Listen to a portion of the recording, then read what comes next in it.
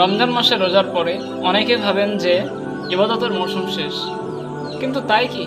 আসলে তাই না। আল্লাহ রাব্বুল আলামিন আমাদেরকে একটা গোল্ডেন অপরচুনিটি দিয়েছেন, যেটি হলো শাওয়াল মাসের 6টি রোজা। রাসূল সাল্লাল্লাহু আলাইহি ওয়াসাল্লাম বলেছেন, হাদিসে এসেছে, সহিহ মুসলিম 1164 নম্বর হাদিসে বলেছেন যে ব্যক্তি রমজান মাসের পুরো রোজা রাখলো, অতঃপর শাওয়াল মাসের 6টি সিয়াম পালন করলো, সে যেন পুরো বছর ধরে রোজা রাখলো। তাহলে আল্লাহ রাব্বুল আলামিন কত সুন্দর একটা গোল্ডেন অপরচুনিটি দিয়েছে আমাদেরকে। আপনি 1 বছর রোজা রেখে যতটা নেকি পাবেন, মাত্র শাওয়াল মাসের 6টি রোজা রেখে ততটাই নেকি পাবেন। ভাবুন তো, এটা কত বড় সওয়াবের একটা কাজ। কিন্তু আমরা মুসলিম হয়ে এই কাজ থেকে গাফিল। শক্তি সামর্থ্য থাকা সত্ত্বেও আমরা এই কাজটা করি না।